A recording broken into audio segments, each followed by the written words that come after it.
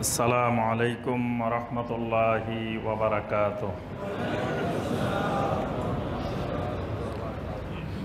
যেমন মাগরিবের আজান একামতের মাঝখানে 2 রাকাত সালাত, এটা কি কমে গেছে না বেড়ে গেছে? কমে গেছে। এটা বিলুপ্তই হয়ে গেছে এই সুন্নত। মানে এখানে যে সুন্নত আছে এইটাই মানুষ ভুলে গেছে, এটা বিলুপ্ত হয়ে গেছে।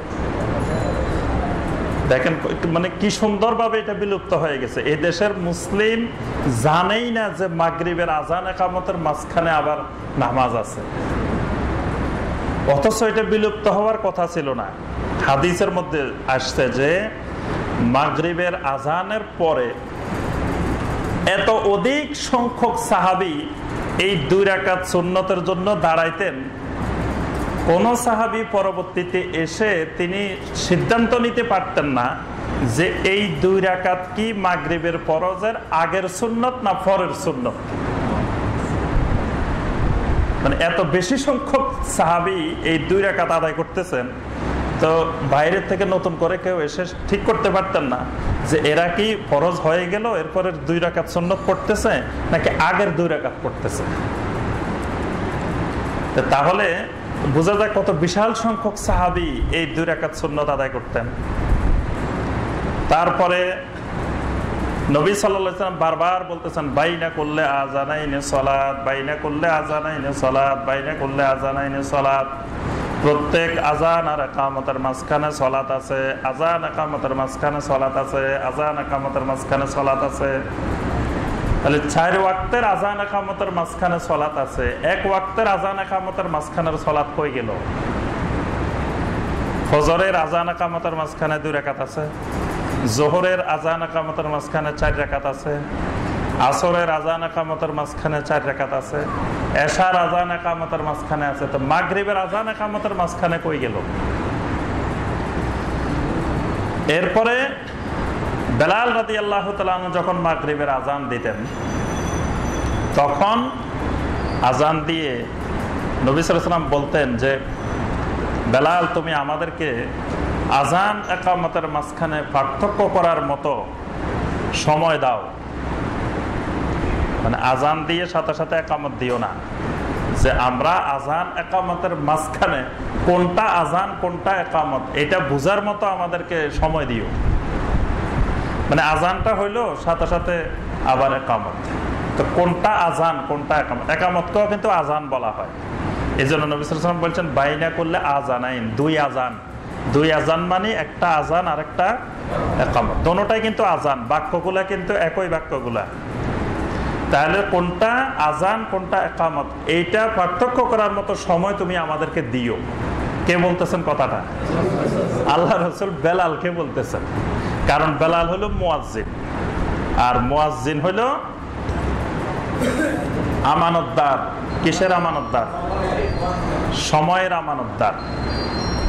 আল মুয়াজ্জিনু মুতামিনুন, আমানতদার, সময়ের আমানতদার। মুয়াজ্জিনের জন্য নবী সাল্লাল্লাহু আলাইহি ওয়াসাল্লাম দোয়া করছেন, আল্লাহুম্মা গফির লিল মুয়াজ্জিনিন, হে আল্লাহ তুমি মুয়াজ্জিনদেরকে মাফ করে দাও। সুবহানাল্লাহ। ইমাম সাহেবদের জন্য দোয়া করেন নাই, ইমাম সাহেবদের জন্য কি দোয়া করছেন? আল্লাহুম্মা আরশিদিল আইম্মা, হে আল্লাহ তুমি ইমামদেরকে হেদায়েত দাও। ইমামদেরকে হেদায়েতের দোয়া করছেন, মুয়াজ্জিনদের জন্য মাগফিরাতের দোয়া করছেন। সুবহানাল্লাহ। এজন্য সাহাবায়ে কেরাম অনেক সাহাবী বলতেন যে ইমামের চেয়ে মুয়াজ্জিনের মর্যাদা বেশি। কারণ হলো মুয়াজ্জিনকে আল্লাহ নবী সাল্লাল্লাহু আলাইহি ওয়াসাল্লাম বলছেন ক্ষমা করে দেওয়ার জন্য। তো একজন মানুষের জন্য আপনি একজনকে দোয়া করলেন ক্ষমার জন্য, আরেকজনের দোয়া করলেন হেদায়েতের জন্য, তাহলে কে লাভবান বেশি? যাকে মাগফিরাতের দোয়া করলেন সেই তো লাভবান বেশি, মাফ পেয়ে গেলেই তো হইল।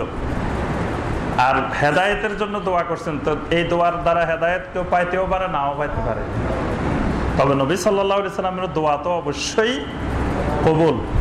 তো এখন ইমাম সাহেবদের জন্য হেদায়েত কেন?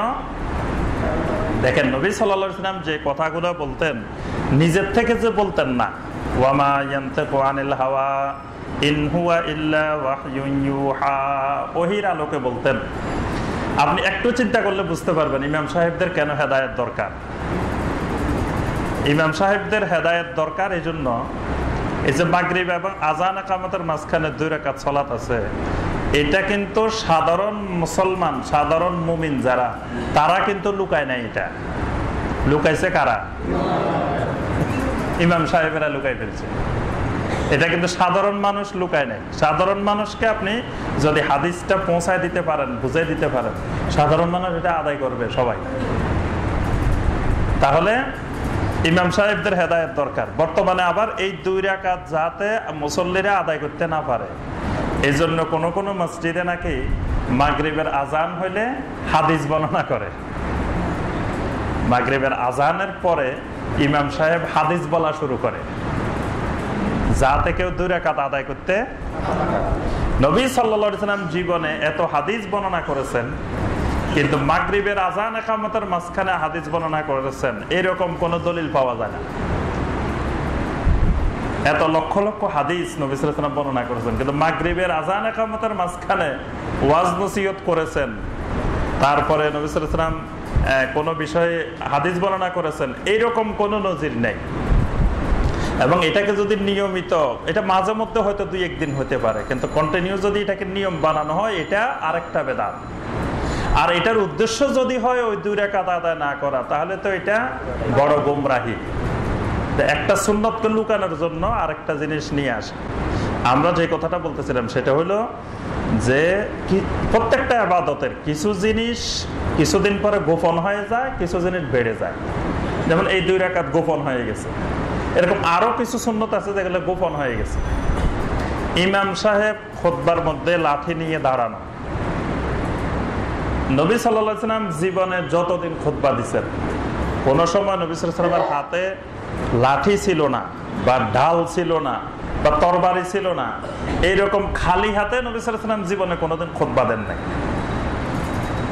তাহলে এটা নবী সাল্লাল্লাহু আলাইহি ওয়াসাল্লামের একেবারে দায়মি সুন্নত যে ইমাম সাহেবের হাতে কিছু না কিছু থাকতেই হবে।